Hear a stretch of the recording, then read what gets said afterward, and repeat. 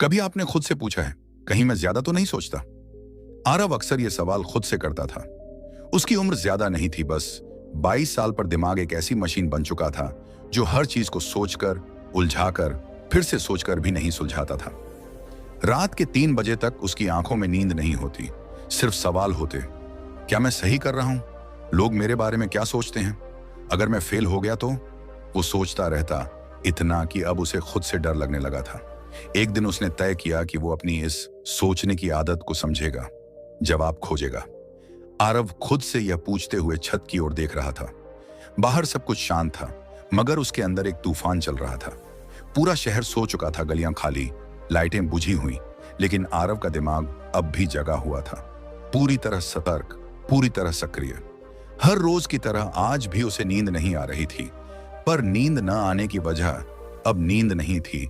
वजह थी वो आवाज जो हर रात उसके भीतर धीरे धीरे तेज होती जाती थी। क्या होगा अगर मैं कभी अपने डर से बाहर ही न निकल पाया? क्या मैं वाकई में कुछ बनने लायक हूं?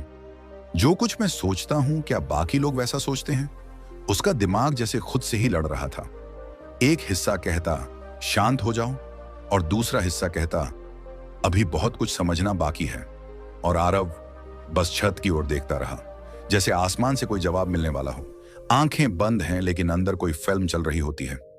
आरव की पलकें भले ही झुकी हुई थीं, लेकिन नींद उससे कोसों दूर थी। हर रात जैसे उसका दिमाग एक सिनेमा हॉल बन जाता, और वो दर्शक भी होता और किरदार भी। वो एक एक पल दोहराता, जैसे किसी एडिटिंग टेबल पर बैठा हो। कल क्या हुआ था? किसने क्या कहा? मैंने क्या जवाब दिया? क्या मैं कुछ और बेहतर कह सकता था? छोटी छोटी बातें जो शायद किसी और को याद भी ना हो, आरव के दिमाग में तेजी से घूम रही थी। कॉलेज का वो लड़का जिसने हल्की सी हंसी में कुछ कह दिया था, क्या उसमें मजाक था या ताना? या वो प्रोफेसर जिसने उसके प्रेजेंटेशन पर एक लाइन में कहा था, ठीक है, बस ठीक। वो सोचता गया, और सोचते सोचते अपने ही शब्दों में फंसता गया। हर रात की तरह आज भी वो सो नहीं सका। हर रात की तरह आज भी उसकी सबसे बड़ी दुश्मन उसकी सोच जीत गई। हर जवाब के पीछे एक नया सवाल, हर सवाल के पीछे एक और सोच, और फिर वही सोच जो धीरे धीरे उसकी नींद चुरा लेती थी।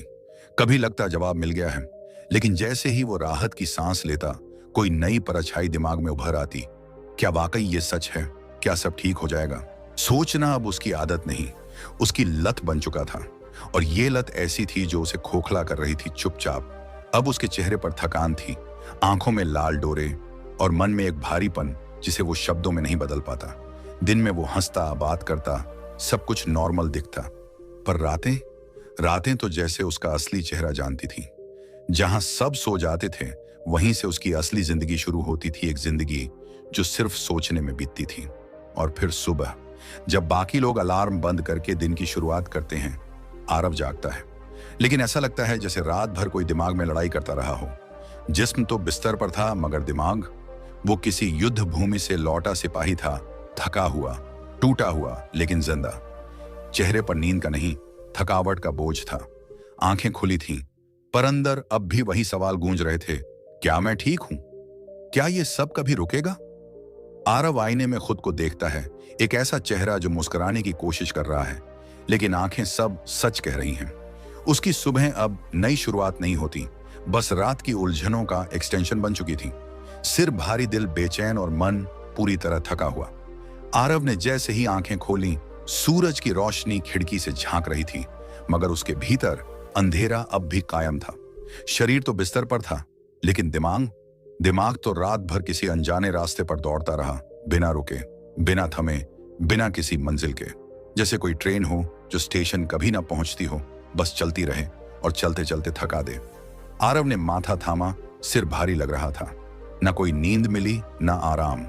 दिल अजीब सी बेचैनी से भरा हुआ था, जैसे कोई बात अटकी हुई हो, जो न दिल से निकले और न दिमाग से हटे। ये वही एहसास था जो अब उसकी सुबहों का हिस्सा बन चुका था। सुबह सुबह ही हार मान लेने वाला मन, जो कहता था शुरू करने का मन नहीं करता। आरव बिस्तर पर बैठा था, आंखें खुली थीं, मगर मन कहीं और भटका हुआ। फिर से वही पुरानी बात, वही अधूरी बातचीत, वही गलती जो शायद कभी थी ही नहीं। उसने न जाने कितनी बार उस लम्हे को दोहराया था, जहां सब कुछ अचानक बदल गया था। शब्द जो उसने बोले थे या जो नहीं बोले, वही अब एक एक कर वापस आ रहे थे। जैसे बीते वक्त की राख से कुछ अधूरे अल्फाज फिर से जी उठे हों। क्या अगर मैं उस दिन कुछ और कहता तो? क्या अगर मैंने माफी मांग ली होती, या शायद चुप रह जाता? छोटी छोटी बातें जो दूसरों ने सालों पहले भुला दी होंगी, वो आज भी उसके दिल को चीर रही थीं। वो बातें जिनका अब शायद कोई मतलब नहीं रहा, आज भी उसकी सोच का केंद्र बनी हुई थीं। वो हर एक स्मृति जैसे एक कांटा बन चुकी थी, दिखती नहीं मगर चुभती हर रोज थी। जैसे किसी ने कुछ कह दिया, बस वो शब्द अंदर छप गए। आरव को वो पल आज भी साफ याद था।